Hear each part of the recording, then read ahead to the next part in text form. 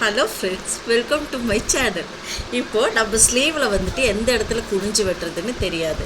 பிகினர்ஸுக்கெல்லாம் அது ஒரு கன்ஃபியூஸாக இருக்கும். நம்ம மாற்றி தைச்சிருவோம். அதுக்கு நீங்கள் ரெண்டு சைடையும் ஸ்லீவை வச்சுருங்க. இது லெஃப்ட் சைடு, இது ரைட் சைடுன்னு. இப்போது எந்த இடத்துல குனிஞ்சு வெட்டணுமோ அந்த இடத்துல இந்த மாதிரி ஒரு மார்க் போட்டுருங்க. இப்போ லெஃப்ட் சைடில் இந்த இடத்துல நம்ம குனிஞ்சு வெட்டணும், ரைட் சைடில் இந்த இடத்துல நம்ம குனிஞ்சு வெட்டணும். ரெண்டு இடத்துலையும் ஒரு மார்க் பண்ணிக்கோங்க. இப்போது இந்த இடத்தையும் நம்ம ஒரே மாதிரி வச்சுக்கணும். ஒரே மாதிரி வச்சுட்டு கட் கொடுத்த இடம்லாம் கரெக்டாக வச்சுருங்க.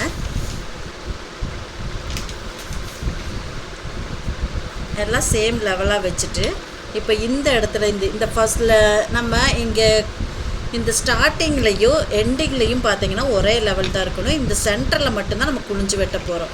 ஸோ இங்கே ஒரு அரை இன்ச்சுக்கு இங்கே மார்க் பண்ணிடுங்க.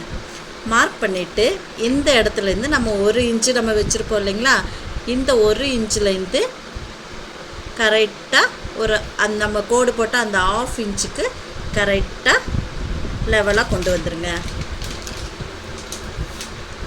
இப்போ வந்ததுக்கப்புறம் இந்த இடத்துலேருந்து இந்த லாஸ்ட்டு வரைக்கும் கொண்டு போகக்கூடாதுங்க. நம்ம இங்கே கட் கொடுத்துருக்கோம்ல, அந்த வரைக்கும் போதும். இங்கேருந்து மெதுவாக இதை கட் பண்ணி எடுத்துக்கலாம்.